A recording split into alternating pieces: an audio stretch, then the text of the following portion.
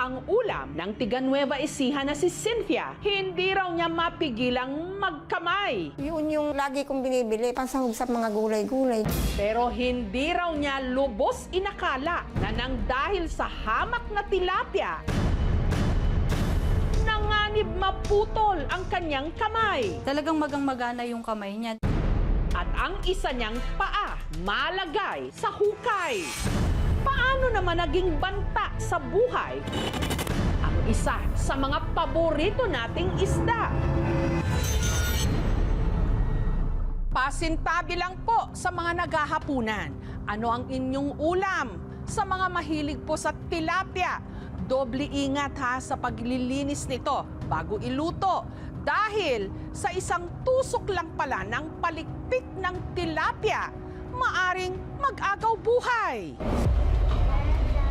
Umaga nitong March 31 nang bumili raw si Cynthia ng uulaming tilapia sa kanyang suki sa palengke. Bumili ako, talagang pinipili ko yung mga buhay. Dumating ako dito, nilinis ko na. Nung ginugupit ko yung palikpik ng tilapia, biglang lumukso siya. Natusok yung palad ko. Malalim. Hindi ko na lang pinansin. Naglaba na ako. Mahapdi Dinala namin doon sa may klinika. Pinasaksakan namin ng antitetano. Nung nagising ako ng maga, nahilo na ako. Nagdidilim na yung paningin ko. Pinala nila ako sa ospital.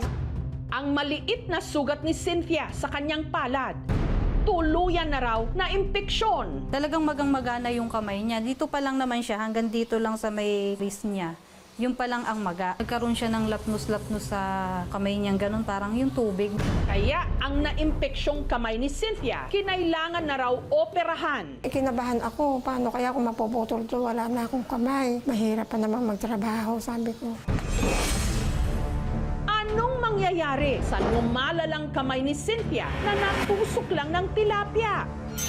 Ano rin bang meron sa palikpik ng tilapia na pwedeng humantong sa ganitong bangungot? Panoorin sa aming pagbabalik.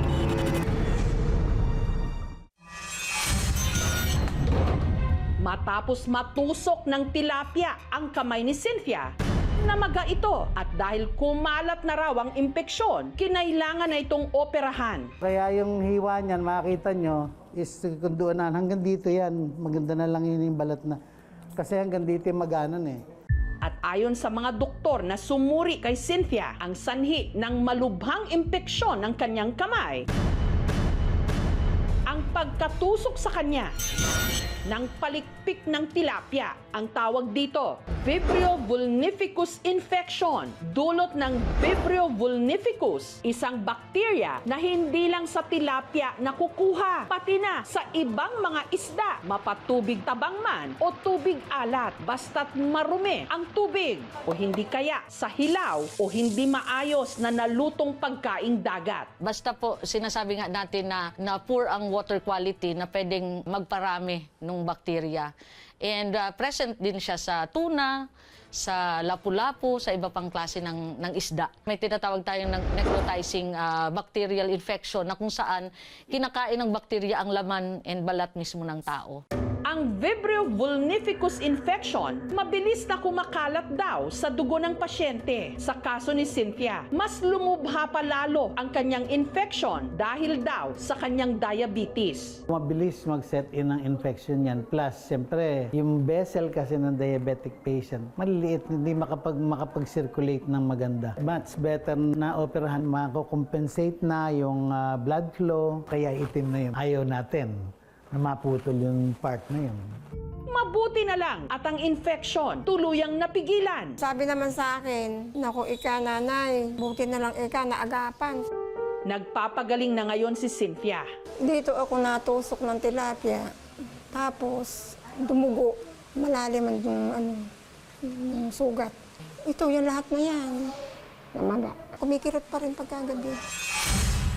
Ayoko nang magulam ng tilapia. Natatakot na ako. Yung nalungkot din po. Sa ngayon po, pag may bumibili po, pinapatay po yung tilapia para hindi na po gumalaw. Halos 10 years na rin po, naglilinis po ng tilapia. Araw-araw, ito nga po, natusok nga po ako. Makirot lang, gano'n. Kinabukasan, wala na. Taong 2021 naman, nang aksidente ring nasugatan ng palikpik ng tilapia ang taga-Tondo sa Maynila na si Josefina. Namalengke kami, tumalon yung tilapia. Nung kinuha ng tindero, tumalon naman sa pako. Nakalain na dumugo yun eh. Nung unang nakita kong natusok siya, normal lang siya, as in parang tusok ng karayom. Nagawa pa raw ni Josefina na magbenta sa kanilang mamihan, pero makalipas ang ilang oras, bigla raw siyang nanghina. Nagchichill na ako, paakyat na yung kirot. Ngayon tinawagan ko yung isang anak ko, sabi ko, sunduin mo ko.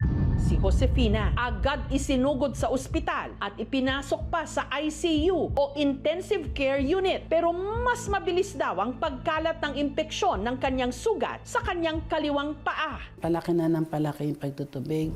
Nagulat na lang daw si Josefina nang ang kanyang paa parang unti-unti nang kinakain ng lumalaki niyang sugat. Yung bakterya na yun, kumakain pala ng laman. Nakikita na yung mga litid and yung mga buto sa paa. Nasasaktan ako, nakikita ko pa lang. Nervous na ako noon. Yung time na yun, iisip ko na baka mawala ako sa mga anak ko.